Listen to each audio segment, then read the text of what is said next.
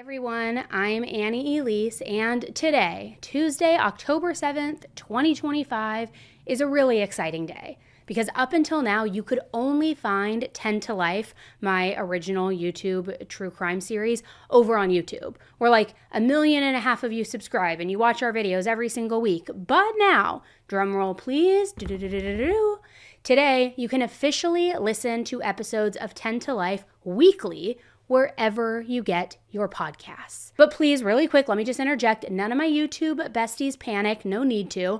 Those of you who prefer to watch, don't worry. You can still find everything on YouTube. Nothing is changing.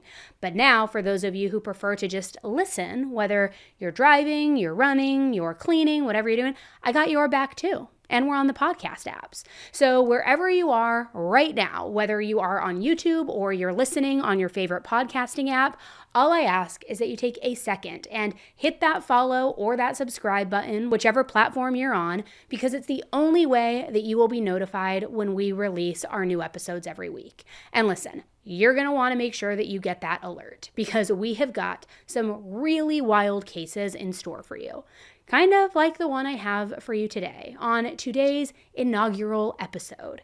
Today, I'm actually taking you back to an older case, but it is one that you've probably either heard about, whether you realize it or not. It's pretty infamous.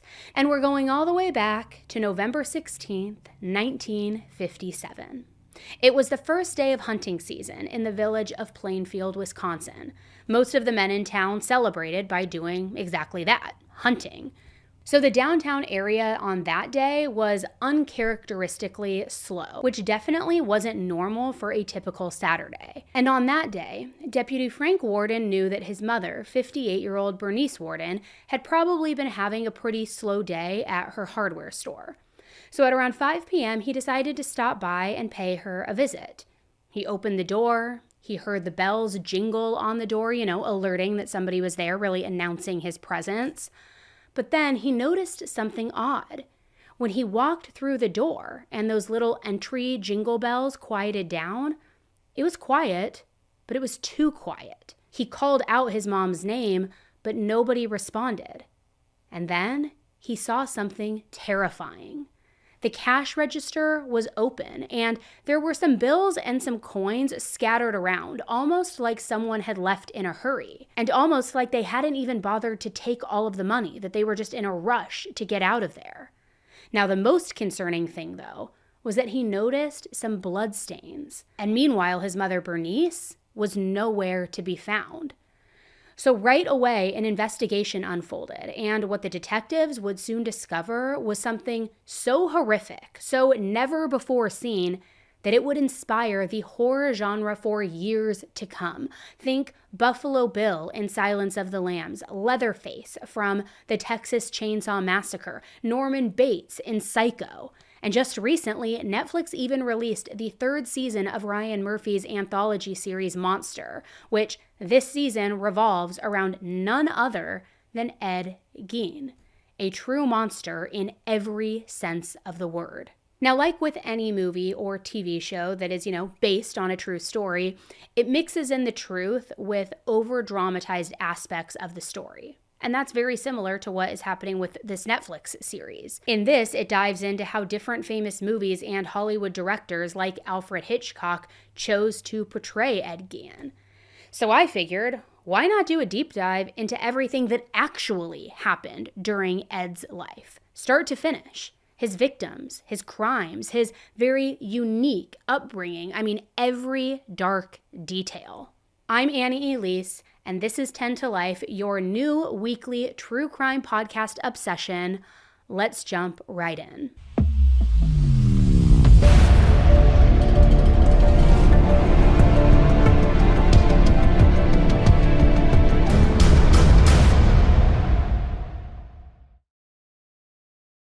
One of the hardest things that I've realized is how easy it is to fall into the same negative patterns over and over again. Whether it's the way that we talk to ourselves, how we handle relationships, conflict management or resolution, or even just the pressure that we put on ourselves every single day. It can feel almost impossible to break out of it alone, and I really think that that's the key word. alone. Because when you're stuck in that cycle, it's really difficult to recognize the path out of it. That is until you have someone who's holding up a mirror for you and really giving you the tools to actually change.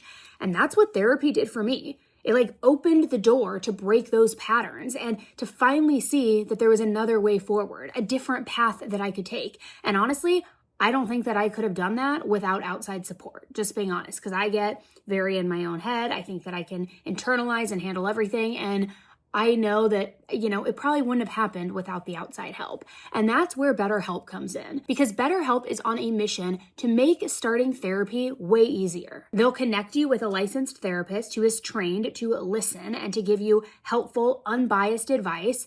And you just fill out a quick questionnaire, and in as little as a couple of days, you'll be matched with somebody who fits your needs. And if for any reason it's not the right fit, you can easily switch therapists at no extra cost. With over 7,000 reviews and a 4.3 rating on Trustpilot, BetterHelp is a platform that you can trust. So if you've been thinking about making a change or just need some support, this could be the sign that you've been waiting for. Going to therapy is a sign of strength, not weakness. And my sponsor, BetterHelp, makes therapy simple with 10% off your first month to help you get started. Just head to betterhelp.com/10tolife.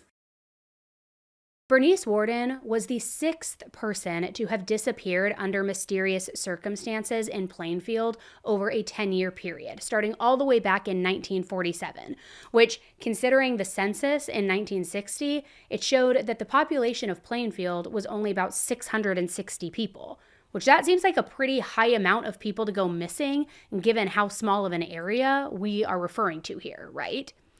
Now, all the way back on May 1st, 1947, 8-year-old Georgia Weckler had been given a ride home from school and then dropped off right by her family's mailbox at the end of their gravel road. Now, the mailbox was a good half-mile from her house, but considering the area and also the time in which she lived in, technically she had made it home safe. I mean, what could go wrong a half a mile away from her home, right? Except by that evening, her family decided to call the local authorities because they were worried sick, saying that she had never made it home from school that day. When the investigators looked into it, the only real clue as to what happened were tire marks in the road, possibly indicating that someone had grabbed her, thrown her in their vehicle, and then taken off in such a hurry that their tires just skidded in the dirt. But where she was taken, no one had any idea. Understandably, the community was devastated. Families began to fear that their child could be next. Then, a few years later, on November 1st, 1950, 2 men named Victor Travis and Ray Burgess also disappeared after visiting a local bar in Plainfield. Now, for whatever reason, the only available pictures that I can find are of Victor, but there are 2 men who went missing that day. They had driven to the bar that night, but the men, their car, and their hunting dog all came up missing. When it came to figuring out whether foul play was involved, the fact that they had been out drinking before their disappearance was definitely considered. They weren't from Plainfield. They were from a county over, and they were traveling through a town on a deer hunting trip. So that all coupled together, there were plenty of rumors as to what happened to them. Some rumors even included potential mob ties. But regardless, they were never found, and their disappearance was just another total mystery. To the residents of Plainfield, it was just proof that things weren't like they used to be, and almost like everyone needed to be careful and keep an eye out for each other. But then the following year, there was another disappearance. This time, it was a 14-year-old girl, Evelyn Hartley. Evelyn had been babysitting for the Rasmussen family on the night of October 24th, 1953. The family lived in town and had a 2-month-old baby. Evelyn had been instructed to check in by a certain time, and she was an obedient and kind of by-the-book kind of girl. So when the time came and she never checked in, the family got worried and they decided to head home for the night. And when they got there, they immediately saw obvious signs of a struggle. Evelyn's glasses were on the floor, shattered.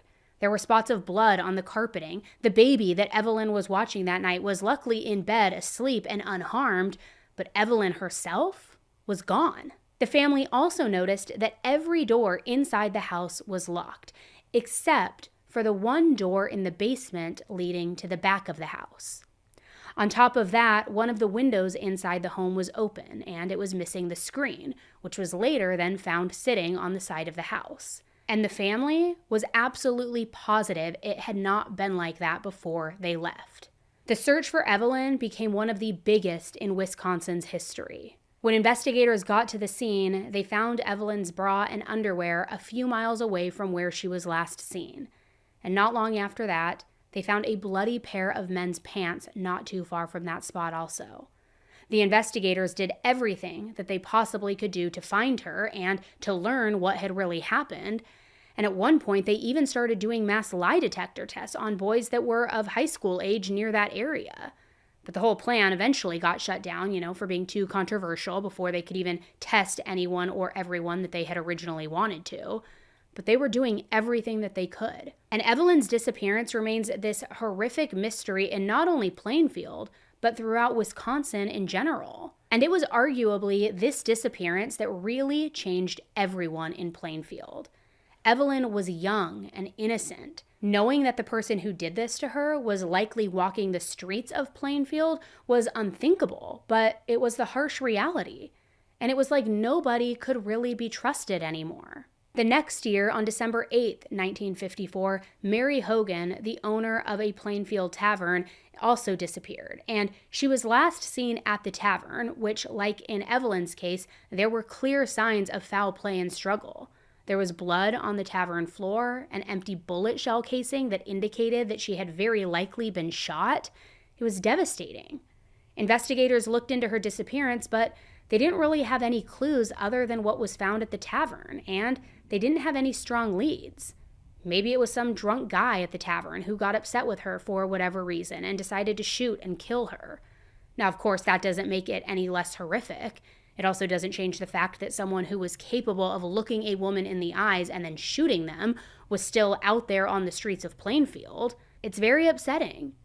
And then for 3 years, things stayed pretty quiet until Bernice Worden went missing in 1957. Now, I don't want you to get confused thinking that all of these disappearances were all treated the same, like it was one potential serial killer or something like that. Really, each one was treated as a separate entity. Victor and Ray's disappearance was the only one to even have a potential suspect, that being the mob as a whole, so really not even one particular person. All the other disappearances were kind of up in the air as to what had happened or who was responsible. But something was different about Bernice's case, starting with the fact that her son Frank was the deputy sheriff. Now, that's not to say that the other cases weren't taken as seriously, but Frank definitely had a different kind of motivation to use everything that he had ever learned on the job to figure out what happened to his own mother. Frank knew that every small detail mattered and that it could potentially lead them to the person who kidnapped his mother. So he started looking deeply into things. And right away, something stood out to him. On the counter of the hardware store was a receipt, which back then when you bought something, the clerk literally would write down what you bought on a piece of paper alongside with, what it cost. And on this receipt, it was listed as a bottle of antifreeze. Which, okay, totally normal. This was a hardware store after all. They sold antifreeze all the time, especially during that time of the year. So this kind of clue could easily have gone unnoticed. However, Frank knew something that the other investigators didn't. You see, the night before, Frank had stopped by Bernice's shop while she was closing up. This was a pretty normal thing for him to do, just to check in on her, see how her day went, just like he did on the day that she went missing. And thank God he did on that particular day, because while Frank was there was a customer in the store. He was a local, and he was someone who stopped in the store a lot, and they both knew each other by name. He couldn't remember exactly what this guy had been buying, but he did remember one specific thing he said. As he left the store, he turned around and told Bernice he would be back in the following morning for some antifreeze. And that person was a man named Ed Gein. Now, it's important to note that different sources say different things about the receipt. Some sources say that Bernice had written Ed's name at the top of the receipt, and that this was how they knew to look into Ed. Other sources don't even mention whether or not his name was on the receipt, just that Frank knew that Ed had been planning to come back to the store that day to buy the antifreeze. So just like that, Ed became the last person to have seen Bernice alive. Now, did that mean that he was the person who had done something to her? Not necessarily. I mean, remember, this is a small town, right? And everyone kind of knew Ed. Apparently, the people around town almost kind of felt bad for him. He didn't seem like a bad guy to them, just maybe an odd one. And I saw one source say that a lot of people just wrote him off as being harmless but eccentric. Now, Ed was the type of guy to pretty much stay to himself. He barely ever went into town, and even then, only to grab some basic necessities to do some odd jobs here and there. He didn't have any close friends. He wasn't in any kind of relationship, and he really only had acquaintances that he saw here and there. Even as a young kid, Ed was always seen as kind of being a bit of a loner. Neither Ed or his brother Henry really had a social life outside of school. They just went from their family farm to school and back again. The other kids noted that he always too had what they considered to be, quote, really weird mannerisms, even from a young age. For example, he'd be sitting alone and then he would randomly just break out into a fit of laughter, almost like he was laughing at a joke that he had told himself in his head. And that's just one example, but you get what I'm trying to explain, right? So none of the kids were really first in line to play with him or become his friend. Then there was the fact that he had a bit of a lazy eye and a speech impediment. And we all know how mean kids can be when it comes to someone that they interpret as being different, right? It can be challenging. And to make things worse, when he was back at the family farm, his mother Augusta would preach to him specifically about having no friends, and had even punished him the few times that he did try to make any friends. Augusta was a very religious person, Lutheran to be exact. Her faith was something that never faltered throughout her life, and she wanted to pass that strong sense of religion onto her sons.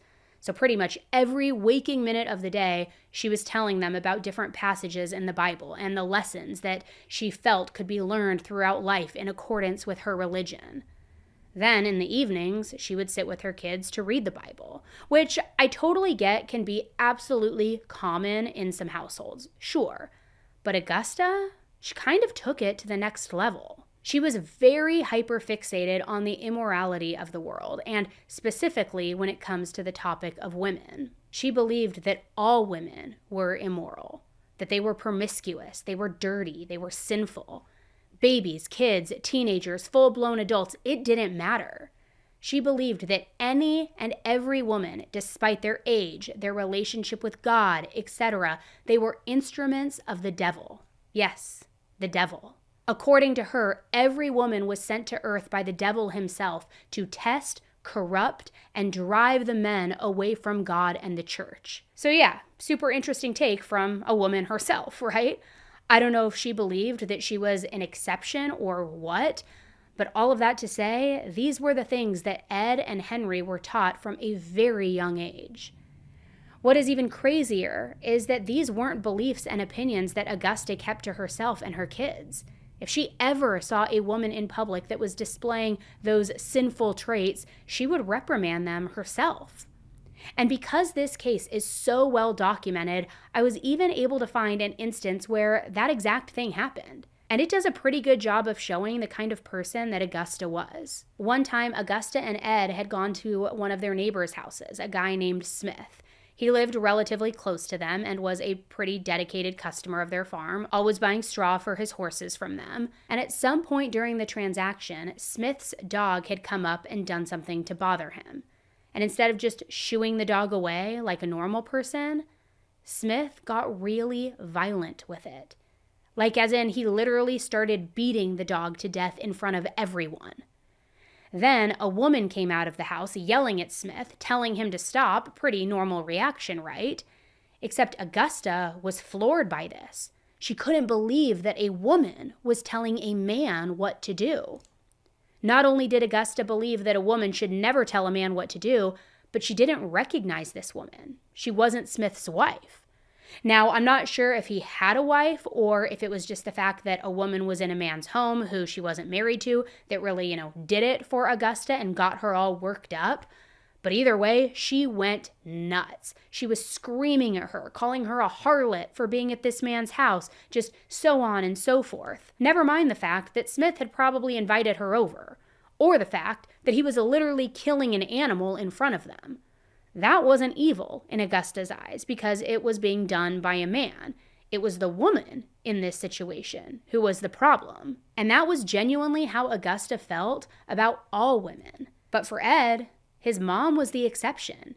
He didn't see her as one of those evil women, just as she likely never saw herself as one of the evil women that she taught about.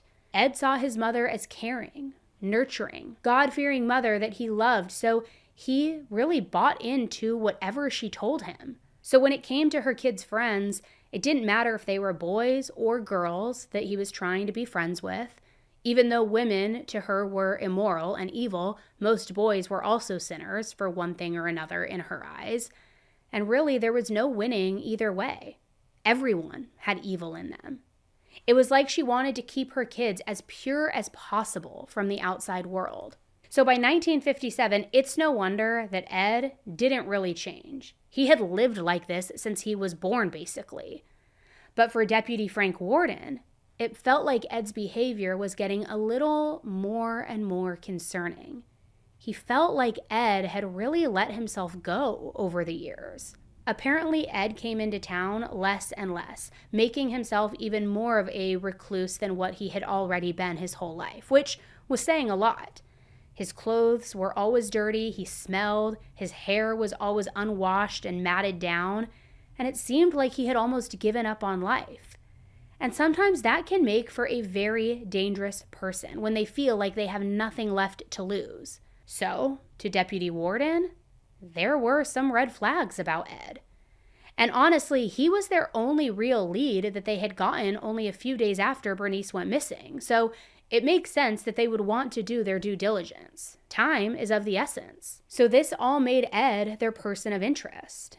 Now, when it comes to the exact timeline of events of what happened next, I have seen some conflicting statements. The majority of the sources that I used claim that Ed was taken into custody based on the suspicion of Bernice's disappearance alone. Apparently, they arrested Ed while he was out at a local grocery store. But what I do know for sure is that while Ed was at the police station, officers went out to search his farmhouse. He actually had inherited and lived in this exact one that he had grown up in. And what they found when they got there is unlike anything you've ever heard before. And this is where things get really nasty and disturbing, so don't say I didn't warn you.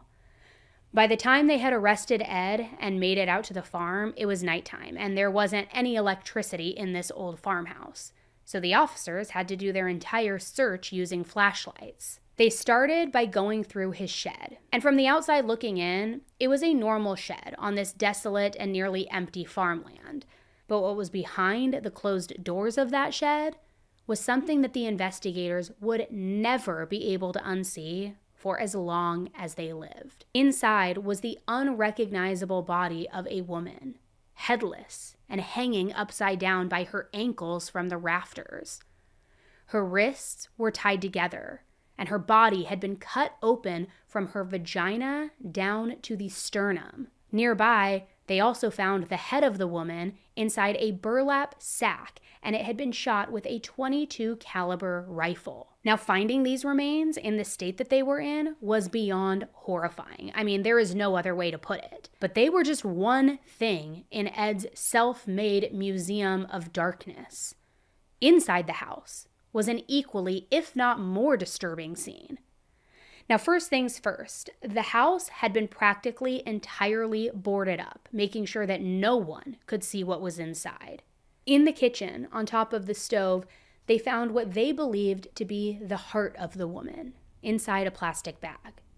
They also noticed that the bowls in the kitchen weren't normal kitchen bowls.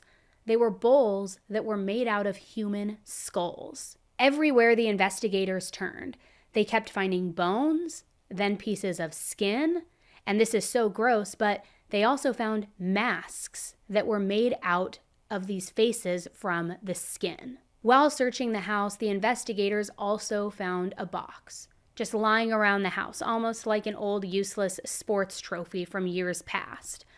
But inside of this box was another decapitated head, and the skin from her face had been completely removed. which they did find in a container nearby. Her face had very clearly been carefully, like with surgical precision, been removed from her head and skull, creating a perfectly curated mask with eye holes and an open mouth. Horrifying. In a room nearby, investigators then discovered human lips attached to the window shade. A lampshade made entirely of a human face stretched out around the whole circumference of the shade. And there were also chairs found that had been upholstered with human skin where normal fabric should have been. And oh, guys, I'm not even done yet, if you can believe it, because in the room that Ed had turned into his bedroom after boarding up most of the house, it was actually even worse.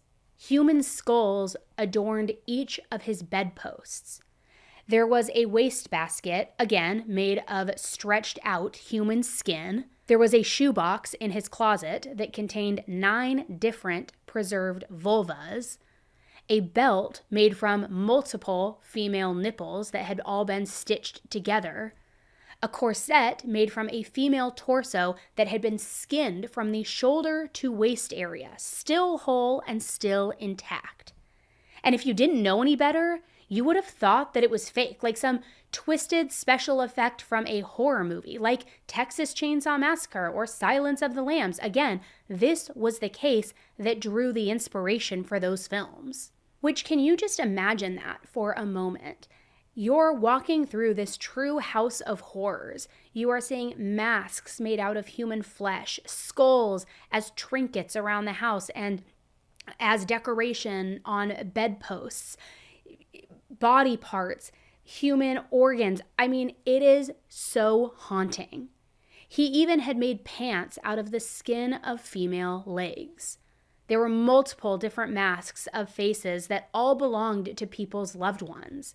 Some other notable things that were found inside the farmhouse were multiple different preserved noses, random bones just lying around, and also a collection of fingernails. It took the investigators and everyone that they called in for backup an entire week to search this farmhouse and the surrounding acres. And aside from the rooms that Ed had boarded up in memory of his mother Augusta, who had passed away by this point, the rest of the house was a total mess, almost like to a hoarder level, just a disaster. You could barely even walk through some of the rooms, and there was just stuff thrown everywhere.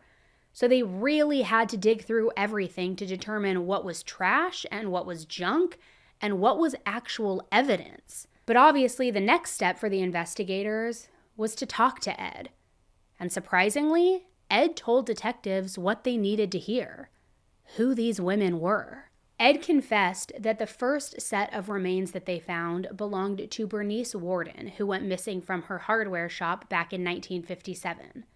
He confessed to using a .22 rifle from inside the store, specifically with his own bullet that he bought from the store. And that first face that the detectives found that had been skinned, well, that was Mary Hogan, the tavern owner who went missing in 1954. But what about all of the other crazy stuff that was discovered inside his house, right? Well, Ed also admitted to something else that wasn't murder, but it was just as sick and twisted, and it would explain all of the body parts inside his home. Ed confessed that around 1947, he was reeling from his mother's death that happened a couple of years earlier. She was only in her 60s at the time of her death, but again, for the time, that wasn't necessarily unheard of. Not to mention, she had already suffered a stroke that left her almost completely paralyzed. Then, 4 days after Christmas in 1945, Augusta had a second stroke, and this time, she didn't come out of it alive. And it was a pivotal turning point in Ed's life. Her death did something to him, like it had unlocked something in him that had been hiding in the shadows for so long. It was now just Ed on this big, empty farm, and all he thought about was Augusta and how much he missed her. Everything in the house reminded him of her, all the way to the point where he boarded up any of the rooms that she had regularly used. First, it was the entire upstairs, then the parlor room downstairs, then the living room that she always used. Next thing he knew, more than half of the house was boarded up, almost like an old abandoned home with nobody living there. except Ed still was. Then, by 1947, Ed said that he began digging up graves. But eventually, that didn't feel like enough. And that was when he decided to start the grave robbing, which the term grave robbing honestly feels like it doesn't even do it justice with what he actually did. Because when I think of grave robbing, I think of someone searching for, lost treasure, or jewelry that maybe is buried with loved ones, possessions, things like that. But Ed didn't care what was on the inside of those caskets. He just wanted the bodies. He wanted to rob them of the bodies. And he particularly looked for women who were middle-aged, searching for any type of resemblance to his mother. He also looked for fresh graves where the bodies wouldn't be too far gone into the natural decomposition process. It was clear that Augusta's death had unraveled him. He was trying to preserve her memory within the home, boarding things up and essentially turning the entire house into this shrine in memory of her, and almost trying to recreate her, bring her back to life. He claimed that this happened regularly from 1947 to 1952, but eventually he got bored with it. That feeling that he got from robbing graves and creating different things out of the body parts just didn't feel as thrilling anymore. So that was when he decided to kill Mary and Bernice. He'd never actually experienced killing the person whose body parts he was going to mess around with. Everyone else had died from their own things, whether it was natural causes or whatever. And the point is, they hadn't died at the hands of Ed. So Bernice and Mary were now something thrilling and new for him. Which you might be thinking, how the hell did he not get caught when he was grave robbing for years? It's pretty crazy to imagine, but it was actually pretty easy for him. First of all, he would do these grave robbings at night in very rural areas where grave robbings had never been an issue before, so it's not like there were people at the cemetery who were on watch at all hours of the night. And secondly, he would choose fresh graves, meaning that the dug up dirt was still fresh. It had no grass that had grown over it. So when he dug the caskets up, stole the bodies, and then reburied the caskets, the graves essentially looked the exact same. Nobody would have ever thought anything different if they came back to their loved ones' graves to grieve and to set flowers or do whatever. In fact, the graves all looked so untouched that when Ed first confessed to the majority of the remains in his house being from dug-up graves, the investigators thought that he was lying. They assumed that he had probably just kidnapped and killed multiple different people, just like with Mary and Bernice. A news article published on November 25th, so a little over a week after Bernice first went missing, claimed that the investigators didn't believe that Ed would have been able to pull something like that off overnight, especially alone and at his age. But he was kind of like, yeah, well, go check it out. You'll see that I'm not lying. Ed gave them the names of two women, Eleanor Adams and Mabel Everson, both women who were buried in the Plainfield Cemetery. And sure enough, when they excavated the graves, both caskets were empty. And apparently in the dirt above one of the caskets were dentures and a wedding ring just lying around, which they assumed that Ed had just thrown them after he retrieved the bodies. And there are even more strange details when it comes to Ed and his grave robbing days. Apparently, he described being in a daze when he was in all of these cemeteries. And when he estimated how many times he went to different cemeteries, he claimed that it could have been upwards of 40 times. However, he claimed that during most of those visits, he would come out of his daze almost like this state that he was in, and he would leave the graves and go home, taking nothing. He said that he could only remember actually robbing around 9 different graves. But to this day, nobody knows exactly how many graves Ed actually robbed, which is insane. I know he said around 9, and maybe that is the truth, but over the years, people have wondered, is it even possible for the amount of human remains that were found in that farmhouse to have only come from 9 people? Well, I guess technically 11 if you count Mary and Bernice. But imagine going to a grave in Plainfield, thinking that your great-grandmother is buried there, only for her casket down below to be empty, even though no one had ever suspected that she could have been a grave-robbing victim of his. That might actually be someone's reality out there. Maybe even some of you who are hearing this story right now. It's so unnerving. I mean, who knows? So understandably, a lot of people in the Plainfield community just wanted to know one thing here. Why? Why dig up graves? Why skin people? Why did Ed kill anyone at all? As human beings, we all want explanations. We want anything that can help our brains understand these complex and horrific situations better. And well, Ed, he had an answer. One that he thought was simple, even though I highly doubt that anybody else would agree. He hadn't just done this for fun. There was motivation behind it. He wanted to create what he called a, quote, woman suit, all so he could become his mother, quite literally living inside of her skin. Her death had been so hard on him that he couldn't imagine going on with his life without her. And if he could, in his own weird way, quote, be inside of her skin, then it would be like he didn't have to live without her at all, that she could live through him. And they say that everyone mourns the loss of those they love differently, but this definitely takes the cake as the craziest shit that I have ever heard. However, the true number of people he killed is also pretty up in the air, just like the grave robbing victims. But there is one death in particular that has people curious about if his first victim wasn't any of the women that you have heard about up until this point. But instead, people wonder if he could have been responsible for a death within his own family from 13 years earlier. It was a typical day for the Gein brothers back in 1944. Ed and Henry had been working on the farm, burning away some of the marsh vegetation that was on the property, but at some point during the day, the fire had gotten out of hand, and Ed had to call in the local fire department. It took a minute because this was farmland, and there were a lot of acres to handle, but finally they got the flames out, and Ed thanked the crew and they left. No big deal. But only Ed had talked to the firefighters that day. Later, long after they left, he called the local authorities, telling them that his brother Henry was missing. And oddly enough, he had been missing all day. He claimed that Henry had specifically gone missing during the fire, when they had both gone their separate ways trying to put it out. But he hadn't mentioned that to the firefighters earlier. This was the first time he was bringing it up. So the authorities and a bunch of people from the community gathered with lanterns at this property, at the Gein farmhouse, and they started searching for Henry. And eventually, someone found him.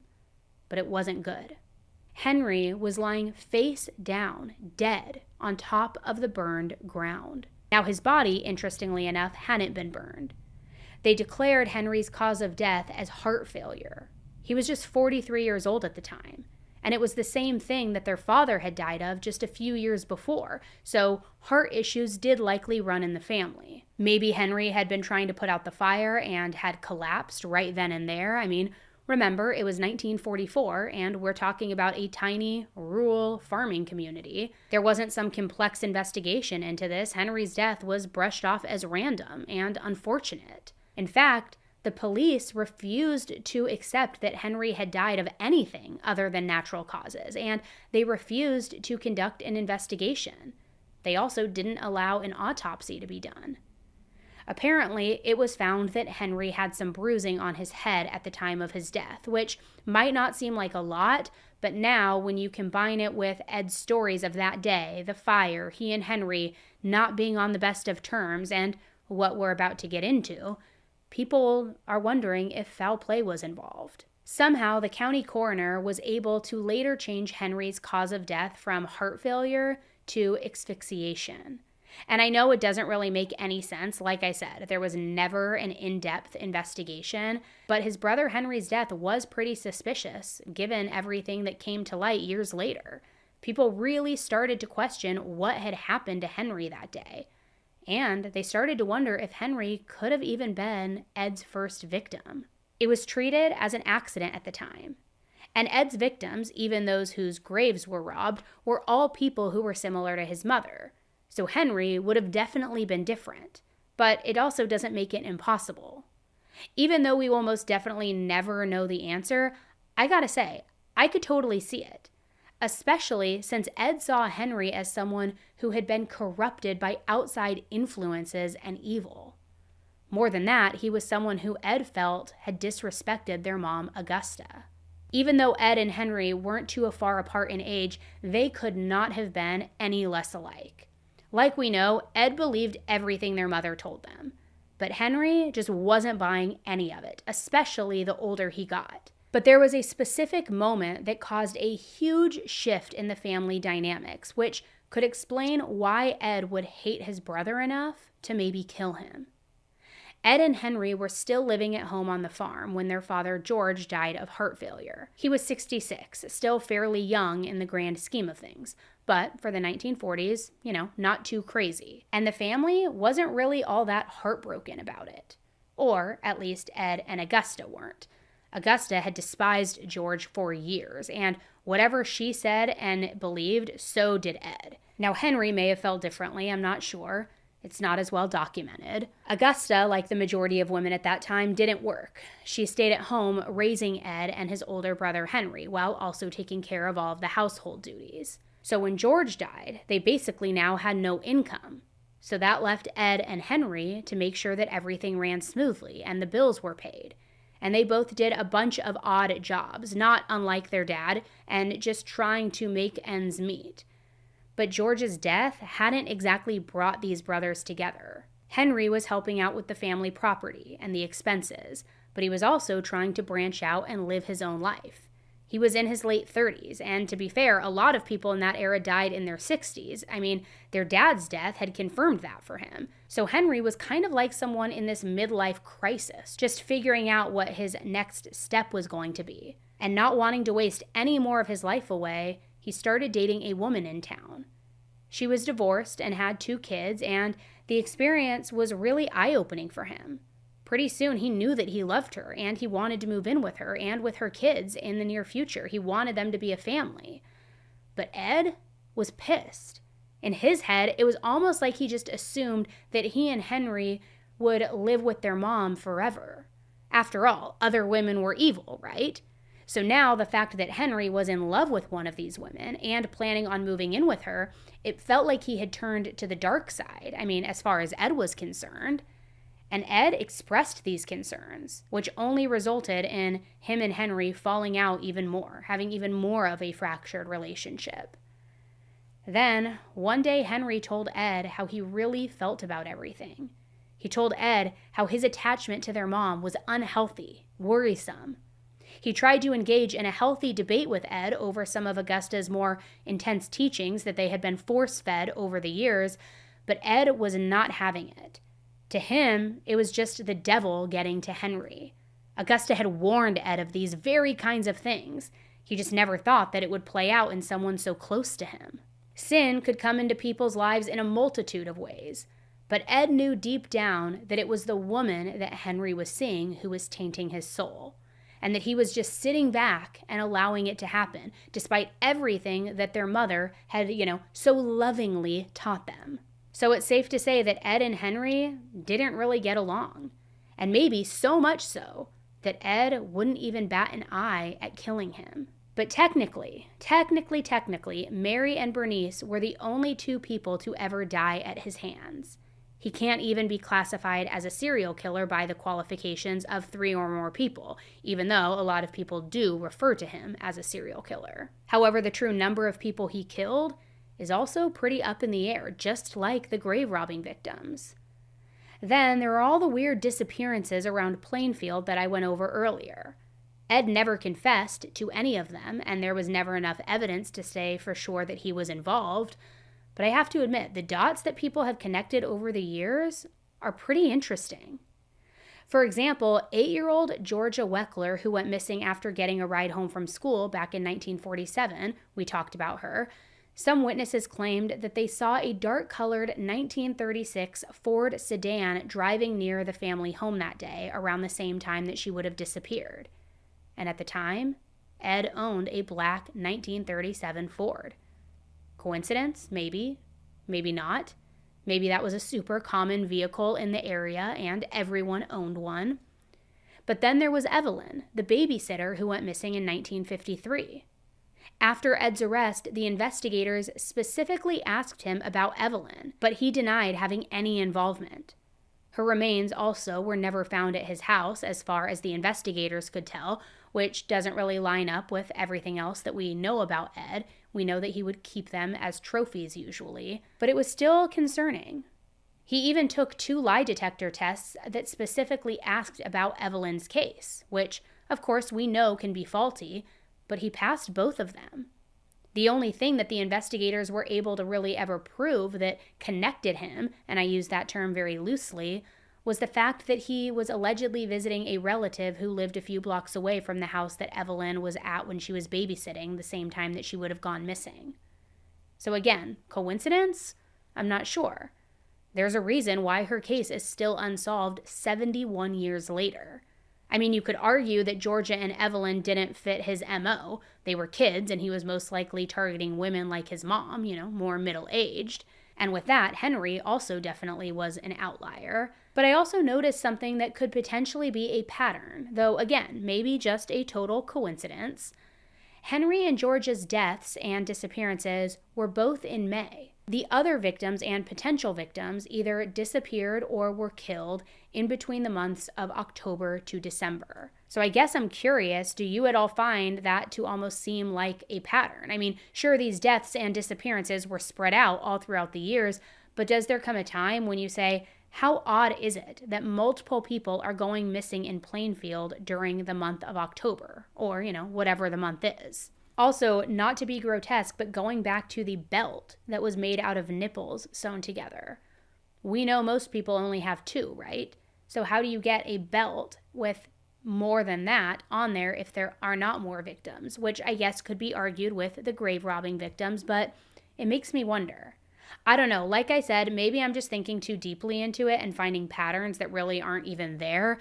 But I do want to know what you guys think about all of that. I'm just trying to look at anything and everything that could indicate that Ed killed way more people than we even know about. And then there's the fact that most of the body parts found in Ed's house were taken to the state crime lab, photographed, and then disposed of, whatever that even means. It's not like, and not to be graphic, but just to be real, it's not like each nipple and each vulva was like reunited with the rest of its body to be sure that everything lined up and that the authorities were aware of every single victim.